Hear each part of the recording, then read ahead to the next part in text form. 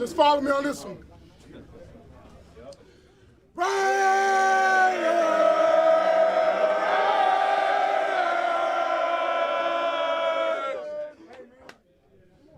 How about that? How about that? How about that? And how about this? As Rye said, Long Beach, Poly, Arizona State. Remember, they didn't hold on to Bisaccia to bring back Gruden.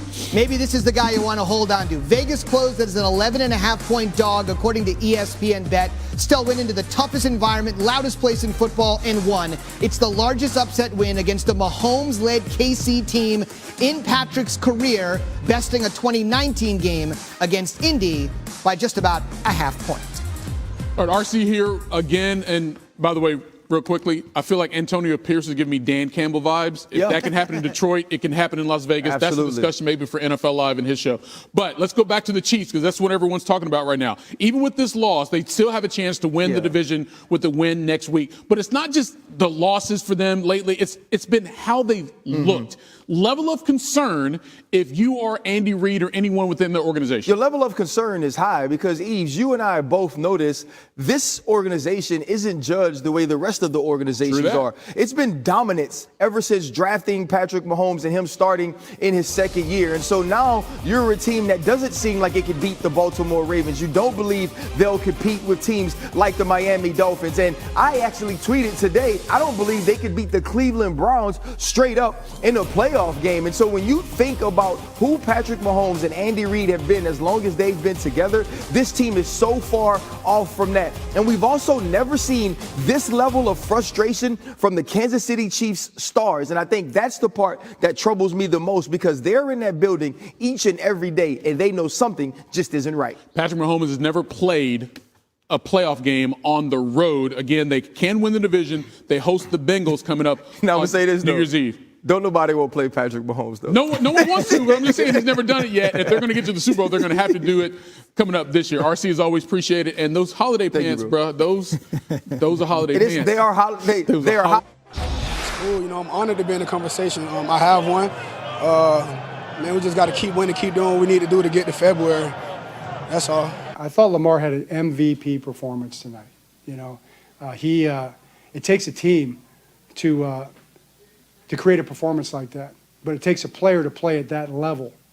To play at an MVP level, it takes a player to play that way. And Lamar was all over the field doing everything. He operated a pretty complicated game plan. I thought Todd and the coaches deserve a lot of credit for the game plan.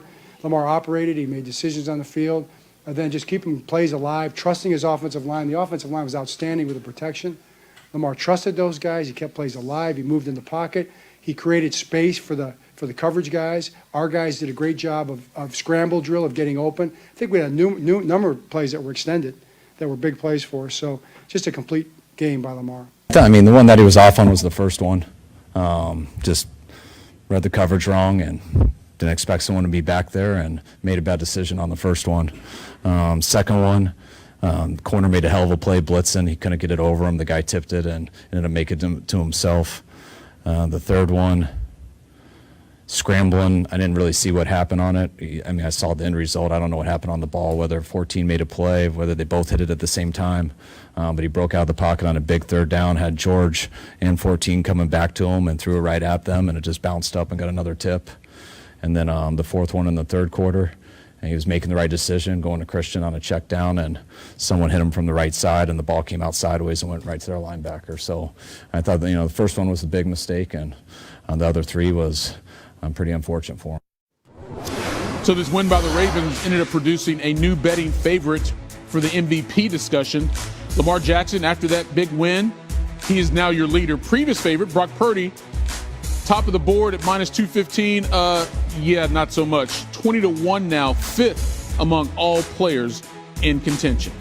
More on his plummet here in a second, Michael. Well, we said it before. The other MVPs, the schedule makers. Look at the top of the AFC playoff picture. Baltimore is in the lead position. Critical, because remember, only the top team in each conference gets a bye. Miami's right there. And what is the marquee game coming up next week? That'll be Miami and Baltimore as we head down the stretch, RC.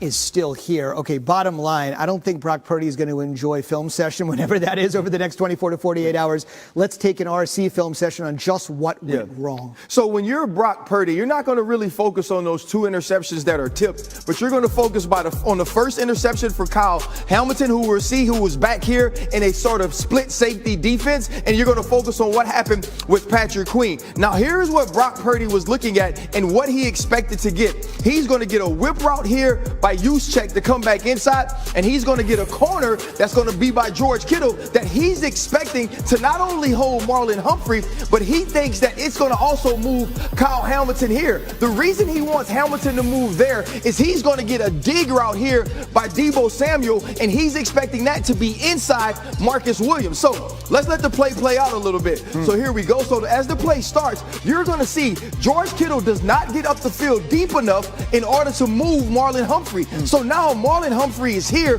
which allows Kyle Hamilton, with vision back on the quarterback, to be able to see that right now Brock Purdy is going to be trying to get the football here to Deebo Samuels on the back end. Deebo Samuel right now is going to be filling in that spot. And so if Brock Purdy wanted to hit him, that ball should have already been let go. Because he's late, we're going to see Kyle Hamilton move over. That's an easy pick for an all-pro caliber player. Now here, this is a little different. Brock Purdy is going to get pressure, but the play design is beautiful. As we see Christian McCaffrey motion, what we're going to do, we're going to get a clear out here by George Kittle and Juszczyk. And with that clear route, they're expecting Christian McCaffrey to be able to work up the field and now get under, because they know that on this route, you should be able to push Patrick Queen back here, which clears out space. Now, as you let it run, you'll see everything is working exactly how they expect it to be, but it's the pressure right now, the pressure that is created by the Baltimore Ravens. And I don't care who you are as a quarterback, you're Brock Purdy, you're Tom Brady. If you get this sort of pressure, it's very difficult to be accurate. So now how is he going to see Christian McCaffrey or know where Patrick Queen is coming from? You see the errant pass, Patrick Queen breaks on it. It's a great play. Now we have the Baltimore Ravens in scoring position again. Brock Purdy is not all of a sudden a bad quarterback. He played a great defense that not only disguised well, also played the back end well in the secondary, but they put pressure on him, which caused him to make errant throws. Let's talk about the other quarterback. And in this case, you said it before, once you've won the MVP, which Lamar did in unanimous fashion back in 2019, the standard just becomes a little bit different because we always tend to harken back. But what did you see tonight that, as Michael has shown, has put him in the pole position to win again? That Lamar Jackson does things that other quarterbacks can't.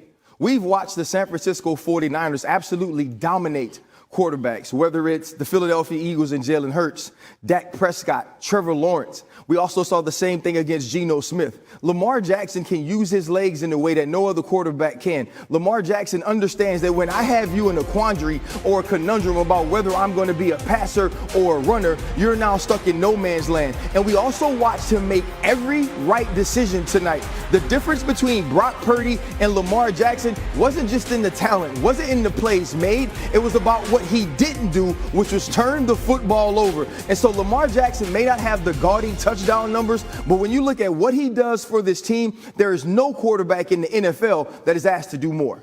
There's no question about it. Bottom line, it's hard to win when you throw 4 picks, as Brock Purdy did. It's also supposedly hard to win when your quarterback throws for 62 yards against Patrick Mahomes, but apparently that's not impossible to overcome. More on that. RC will stay here, and we'll talk about the Raiders and the Chiefs here in just a bit. Phần trên thì nó ở trên rồi, thì cái phần này thì mình phải cho xuống dưới nhé. Đây. Rồi, tiếp theo đến màu hồng nha các bạn. Tiếp theo đến màu hồng này. Rồi, phần màu hồng này thì mình sẽ phải đan từ trên xuống, đúng không? Phần này từ dưới lên rồi. Đây. Tiếp tục này. Mình sẽ tiếp tục đan cho đến hết cái phần quả dứa này nhé. Quả dứa này của mình thì nó cũng ngắn thôi nha các bạn, nên là mình đan nó cũng dễ thôi. Đây, đan vào đây. Và cái phần này thì nó sẽ phải vòng xuống đây. Rồi tiếp theo mình sẽ quay ngược lại với màu đỏ nhé. Màu hồng rồi sau đó, sau đó mình sẽ quay lại với màu đỏ. 4 hình thì 4 màu thì mình sẽ Mình sẽ đan lần lượt nhé. Đây, tiếp theo này, đan xuống bên dưới này, rồi còn lại vòng bên trên này, và cái phần này thì cho xuống dưới nhé các bạn. Đây, tiếp theo thì lại là màu xanh dương nhé. Tiếp theo thì lại là màu xanh dương này. Đây, như vậy là mình nghĩ là chỉ cần thêm một cái màu xanh dương này nữa là đủ rồi nhé, bởi vì là mình cũng hết chỗ để mình có thể đan rồi. Rồi tiếp tục cái phần này cho xuống dưới này.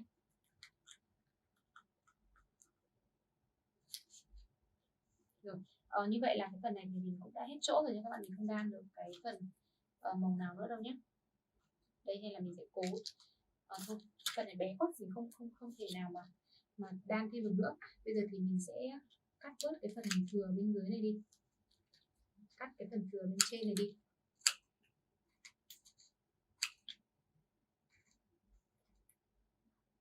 Đây, như thế này là mình đã xong cái phần thân của quả dứa rồi. Và bước cuối cùng là mình sẽ đi dán cái phần đầu của cái quả dứa này vào nhé các bạn. Các bạn sẽ dán cái phần đầu của cái quả dứa này, cái phần lá bên trên đầu, đúng không? Các bạn dán nốt lên bên trên của quả dứa như này. Đây, như vậy là mình đã hướng dẫn xong các bạn làm một quả dứa được đan nhiều màu sắc bên trên như này rồi. Cảm ơn các bạn đã theo dõi và hẹn gặp lại các bạn ở